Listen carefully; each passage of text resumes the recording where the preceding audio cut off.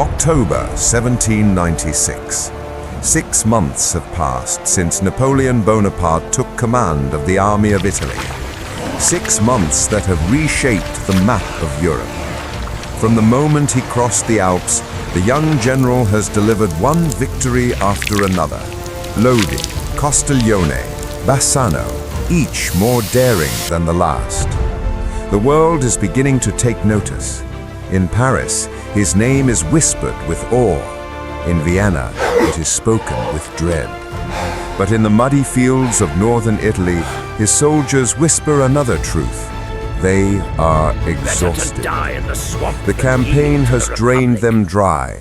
Their uniforms are torn, their boots rotting from the endless rain. Food is scarce. Fever spreads through the camps like smoke. And across the horizon, the gray towers of Mantua still rise defiantly, a fortress that refuses to fall. Inside Mantua, Field Marshal Dagobert von Wurmser, that old stubborn veteran of the empire, refuses every French summons to surrender. He tells his men, better to die in the swamp than yield to the Republic.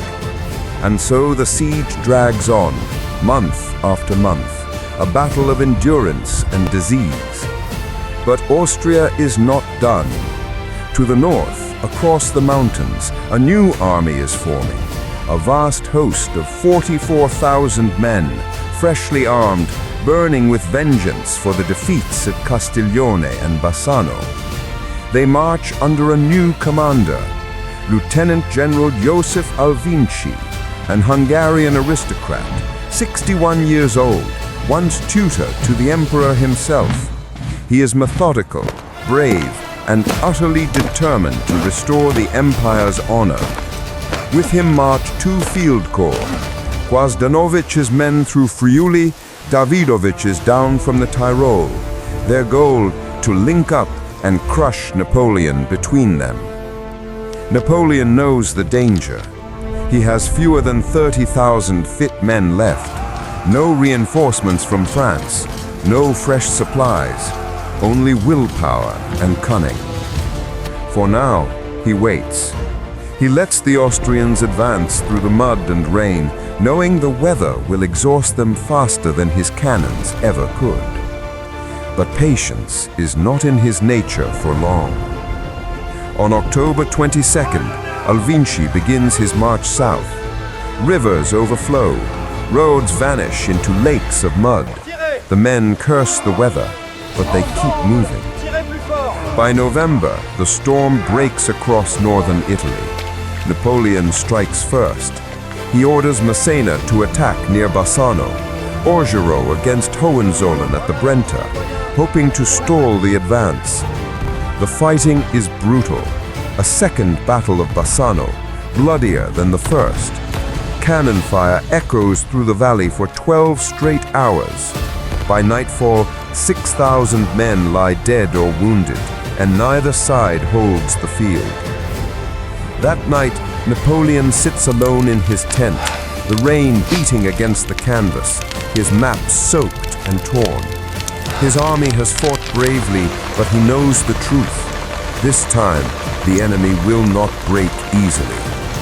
And then, worse news arrives. To the north, near Cagliano, General Vaubois has been routed by Croatian troops. His line shattered, his men fleeing in chaos. Half of his division is gone. Napoleon's face hardens. His army is collapsing on every front. The Austrians are closing in like a tightening fist. He writes to the Directory in Paris, "The army of Italy is worn out. The heroes of Lodi and Castiglione are dead or dying in the hospitals. We have nothing left but our reputation and our pride." Yet even in despair, a spark remains. Napoleon's eyes flicker toward the map, toward the thin blue line of the Adige River. He murmurs, "If I cannot hold them, then I will move faster than they can think." The calm before the storm is ending, and the legend of Arcole is about to begin. November 10th, 1796. The storm has not passed, it has only changed direction. Rain lashes across the plains of Verona. Thunder rolls over the Adige River, its black waters swollen from weeks of downpour. Across that river waits Alvinci's army, 40,000 strong, marching south to crush the French once and for all. Behind Napoleon lies Mantua, where Worms's garrison still holds, threatening his rear. He stands between two storms, one ahead, one behind, and yet he smiles. They think they have trapped us, he says quietly, but we will strike from where no one dares to look. Napoleon's plan is madness and genius. He will feint toward Verona, make the Austrians believe he will defend the bridges there.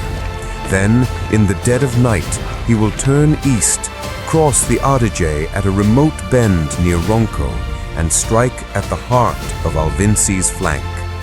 If it succeeds, he will divide and destroy them. If it fails, his army will drown in the river. The decision is made. The die is cast. Night falls over the Adige. Rain turns to fog. Fog turns to darkness. The river roars like a living thing. French engineers wade into the current, hauling wooden pontoons through freezing water. They work in silence, torches wrapped in cloth to hide their light. Every creak of rope, every hammer strike echoes like thunder across the black water. By dawn, a bridge stands, fragile, trembling, a single thread across the torrent. Napoleon himself is the first to cross. His boots splash into the icy flood as he whispers, "Forward, the Republic needs thunder, not fear." On the far side, the land is a maze of canals and marshes. Every step sinks knee-deep into mud. Drums beat slowly, muffled by rain. Columns of men march through mist, their bayonets glinting faintly in grey light. The Austrians have not yet realized what's coming. Their campfires still burn to the north. Napoleon moves fast, Massena leading one column toward Belfiore, Augereau toward Arcole. Between them lies the flooded plain and destiny. But the storm does not rest. By mid-morning, the river swells again. Half the pontoon bridge is torn away. Supplies vanish into the current. Officers shout in panic. Napoleon rides back across the half-submerged span, mud spraying from his horse's hoofs, his voice carrying over the roar. "Hold fast! We cross again if we must swim!" The men cheer through the storm. Courage spreads faster than fear. By evening, the French have secured a foothold on the east bank. The air smells of powder and rain.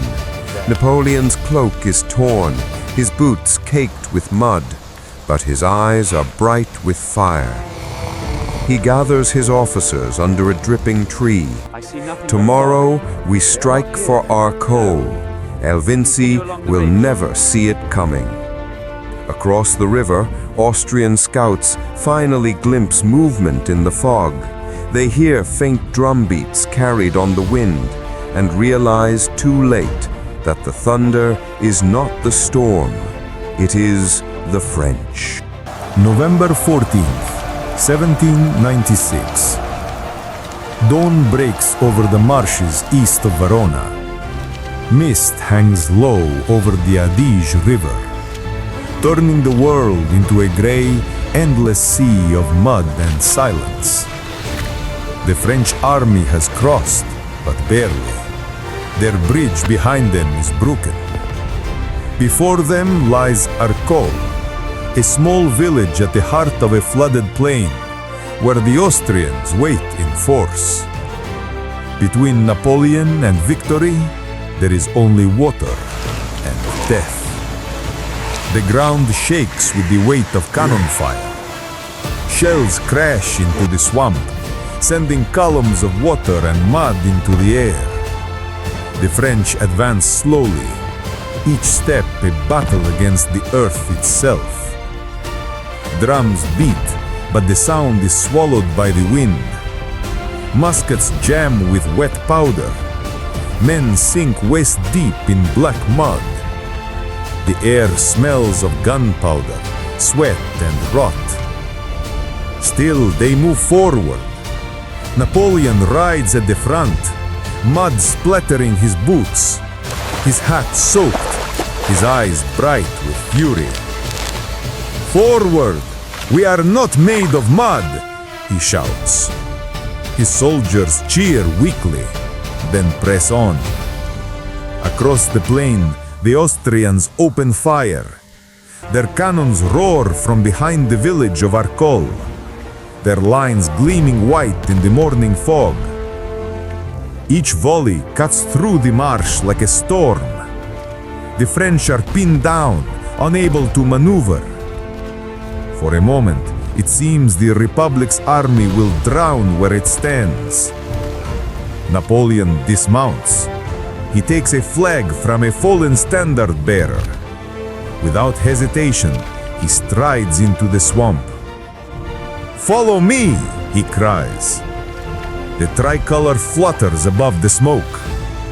Dozens of bullets hiss past him. Men hesitate, then surge forward after their general.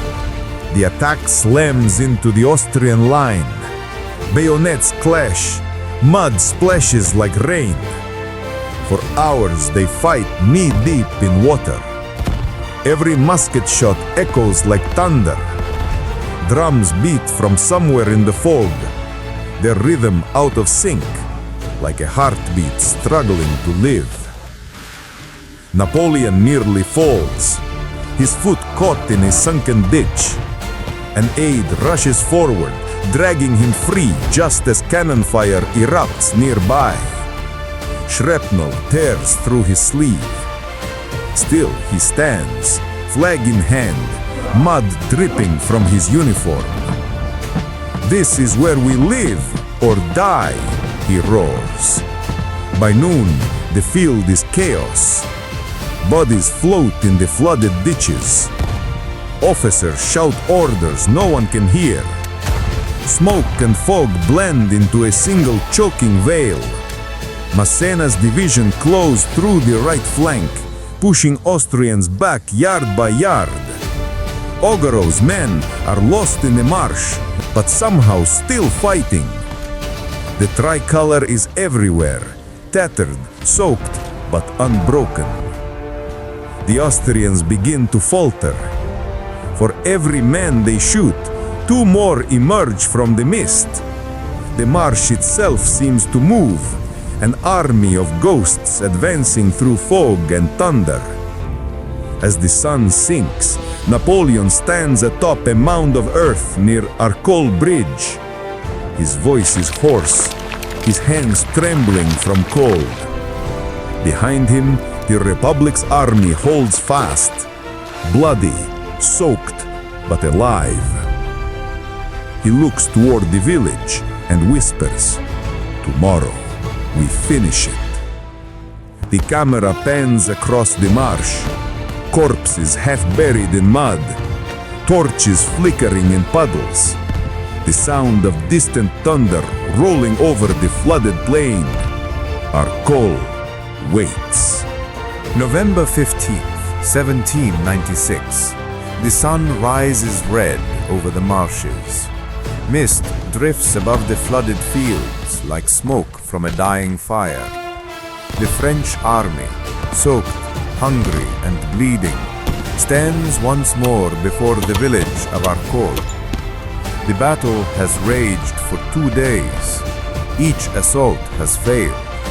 The Austrians hold firm behind the narrow bridge that spans the Elbone Canal, the only path to victory. Napoleon knows what must be done, and he knows the cost. The air trembles with cannon fire. Shells burst along the riverbank, flinging mud and men into the air. French troops crouch in the reeds, their muskets slick with rain. Austrian sharpshooters fire from the church tower, cutting down anyone who dares step onto the bridge. Napoleon rides to the front. His uniform is blacked with mud, his sword glinting in the smoky light. He dismounts, takes the tricolor flag from a fallen soldier, and turns to his men. "Follow me," he shouts. "The bridge is France, and France crosses first." What follows becomes legend. Napoleon strides onto the bridge, the flag raised high, bullets slicing the air around him. Men cheer and surge forward, their boots slamming onto the wooden planks, their cries drowned by the roar of muskets. A shell explodes near the far end. The bridge shakes. Smoke engulfs everything. For a moment, no one can see him. When the wind clears the smoke, he is still there, standing at the center, flag fluttering wildly in the storm. The Austrians pour fire into the bridge. Dozens of French fall. Napoleon stumbles, his hat shot from his head, his uniform torn by shrapnel. A blast throws him into the mud below. He vanishes beneath the bank. Cries erupt. Bonaparte is dead! Panic spreads through the line. Men hesitate. The bridge begins to empty. But then, from the fog, a voice roars back. "I live! Forward! France never retreats!" Napoleon climbs from the water, covered in mud, still holding the flag. He wades back up the embankment, his eyes blazing. The sight ignites the army like fire in dry straw. Massena's troops surge left. Augereau charges the bridge again, bayonets flashing through smoke. Drums thunder, the tricolor waves. The Austrians falter, then break. The bridge of Arcole belongs to France. Napoleon, drenched and trembling, stands on the far side of the canal. He plants the flag in the mud and whispers, "Arcole is ours." But the cost is enormous. Thousands lie dead in the swamp, the air thick with smoke and rain. The tricolor stands alone amid ruin, a beacon of will against the impossible. As night falls, the rain begins again. The bridge of Arcole glows faintly under torchlight, its wooden planks scorched and broken. Napoleon walks across it slowly, each step echoing in the silence of victory. From this bridge, France has crossed into history. November 17th, 1796. The guns have fallen silent. The rain has stopped. Over the muddy plains of Arcole, a weak dawn breaks, its light falling on torn flags, shattered cannons, and men too tired to celebrate. For 3 days and nights, the fields of northern Italy have burned. The bridge at Arcole, once a quiet crossing over a nameless canal, is now carved into legend. Napoleon Bonaparte stands alone at the water's edge. His boots are caked in mud. His uniform, torn and soaked with rain, clings to his frame. But his eyes, those same eyes that saw opportunity in the impossible, now reflect only silence. Behind him, his soldiers move like shadows among the ruins. They drag cannons from ditches, lift the wounded from puddles of blood. The air smells of smoke, sulfur, and victory. No songs are sung, no trumpets play. The cost is too heavy. At noon, Massena and Augereau report the Austrian retreat. Alvinci's great army has crumbled. Thousands surrender, The rest vanish into the hills. The French have done the impossible. With barely 20,000 men, they have defeated more than twice their number. Napoleon nods in silence. He knows this victory will echo far beyond the marshes of Arcole. It will reach Paris, Vienna, and the world beyond.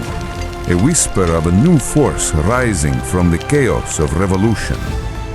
That evening, a red sunset bleeds across the sky. Napoleon rides slowly through the wreckage, his horse's hooves splashing through shelled water. He passes men sleeping in the mud, flags planted beside makeshift graves. He stops at the bridge, half broken, blackened by fire. He dismounts. The tricolor still flutters from the far side, its fabric tattered but bright against the fading light. He walks onto the bridge, his footsteps echoing softly on the wooden planks. At the center, he pauses. From here, he murmurs. France began to rise. Night falls. The torches flicker, their flames mirrored in the calm canal water. Officers gather nearby, but Napoleon does not speak. He looks toward the horizon, where Mantua still waits, where another siege must soon begin. But for a moment, the storm inside him rests. He closes his eyes and sees not the battlefield, but a vision. A tricolor banner flying over cities yet to be conquered. Armies marching beneath a name not yet imperial. And the crown glimmering faintly in the distance. Easy, lad. He exhales, and the wind carries his whisper into the dark. Arcole was not a battle. It was destiny. At dawn, the French army marches again. Their drums beat low and steady. Behind them, the bridge of Arcole stands silent, a monument to courage, to madness, and to the birth of something far greater than victory. The beginning of empire.